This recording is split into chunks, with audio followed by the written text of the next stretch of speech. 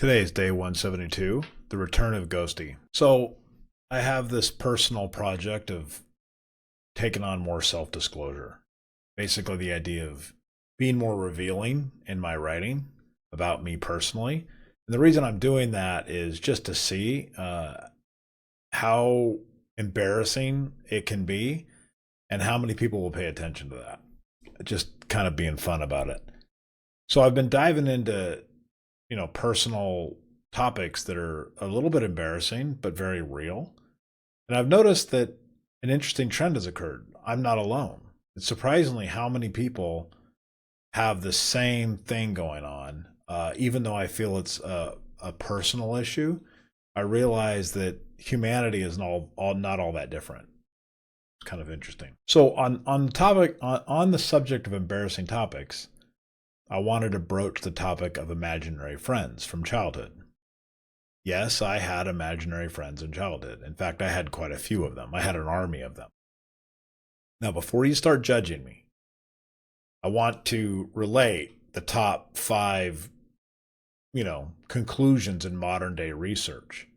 So behavioral science has come to five, I think, major tenets about imaginary friends through children, because this is a phenomenon that occurs quite frequently, actually. First, it's a regular aspect of development. Imaginary friends are considered normal. It's not weird. It's normal. It's not an indication of schizophrenia. It's not an indication of psychological problems. They can be wholly invented characters. They can be personifications of objects like stuffed animals or other things, and they can just be entirely invisible friends. Second, children with imaginary friends tend to display higher creativity and advanced social skills than other children. They are better storytellers. They have greater empathy for others because they practice social interactions with their imaginary friends. Third, they can provide emotional support. Sometimes kids don't have, now I had plenty of emotional support, but some children don't have emotional support.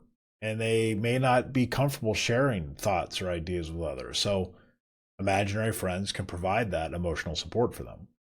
Fourth, it helps them develop their language and cognitive development. Children with imaginary friends create complex narratives and the usage of a complex vocabulary.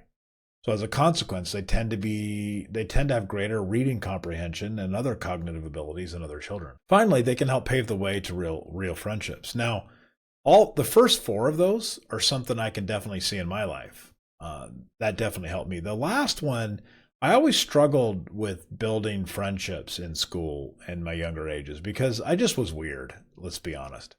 I was just a weirdo. And as a consequence, I always struggled. I was always thinking differently than other people. So now that brings me to Ghosty. Now, Ghosty was my first imaginary friend that I must have developed really early on, like probably pre-K. And Ghosty was with me for quite some time. I don't know how many people I actually told about Ghosty, if at all. This might be the first time I've ever revealed Ghosty's identity, other than to maybe my sister. But he was a very prominent imaginary friend with me. Now, of course, Ghosty was joined by various others, and they all helped me do things. Like if I was playing games by myself, I would bring in my imaginary friends to play with me. If I was practicing basketball or some sport, I would bring my imaginary friends with me. When I was doing something scary or unnerving, my imaginary friends would help me through it. When I was alone on the playground or whatever, my imaginary friends would be with me. And Ghosty was always there. Now, I wasn't very imaginative in my preschool days, so I could have come up with a better name. But I didn't have ChatGPT around, so I couldn't go research really cool imaginary friend names. So Ghosty was what it was. Now, what's interesting is, so much to my surprise, while I was walking the other day, I walked by a playground, and in my mind's eye, I imagined that Ghosty was there, looking at me. Some 40 years later, Ghosty is there looking at me, smiling at me. What had actually happened is, as I was walking around, I was practicing a presentation that I had to give. Now, don't worry, I had my earbuds in, so If anybody saw me, they would just think I was talking on the phone. So don't worry.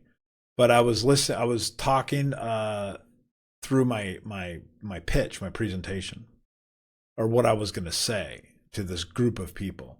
And I wanted to rehearse not only what I was going to say, but how I felt people would react, what questions they might ask me, how they might, what they might conclude from what I was saying. So I was imagining that presentation in my mind.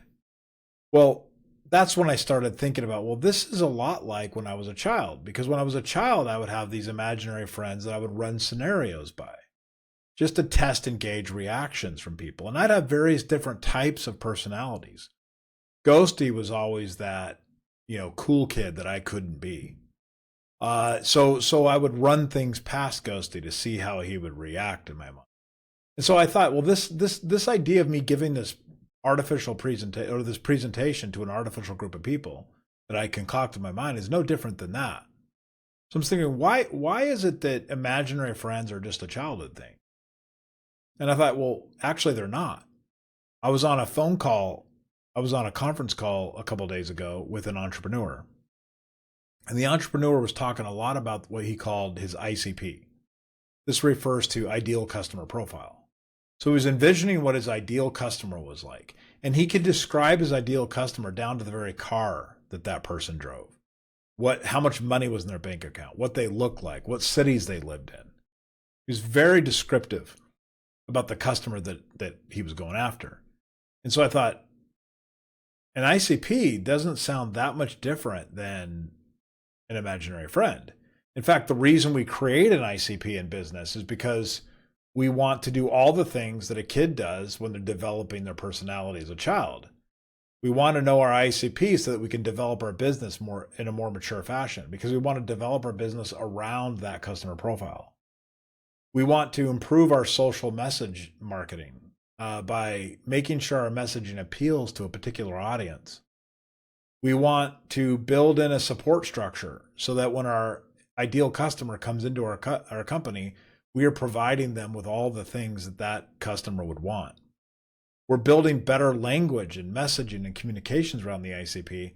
And then finally, we're hoping eventually that ICP will become real. We'll have real customers buying from us that match very closely to that ICP. So this is no different than a kid's imaginary friend. So it led me to the conclusion that, you know what? There's not that much of a difference between having imaginary friends and having imaginary customer profiles, or imaginary people you're going to present to, or imaginary people you have to talk to or interview with, or people that you have to interview.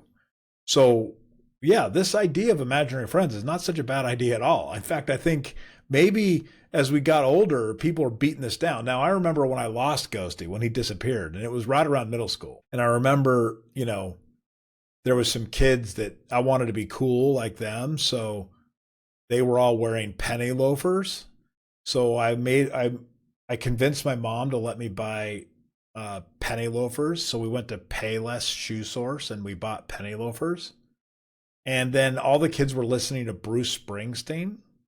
But I didn't hear it right. I thought they said Bruce Springsteen, or I thought they said Rick Springfield. I didn't know they said Bruce Springsteen. And I didn't know the difference. So I went and bought a Rick Springfield album, not understanding the difference.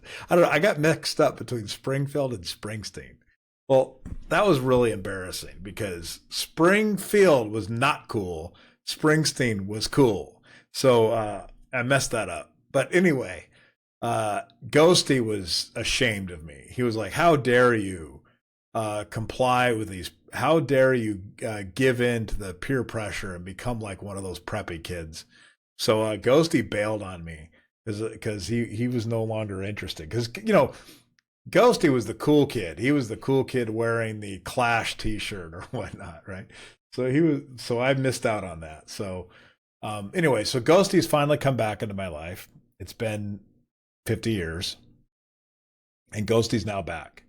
And I noticed something a little bit different about Ghosty. He's no longer that punk kid that he was in middle school. Ghosty is now more like what I want to be.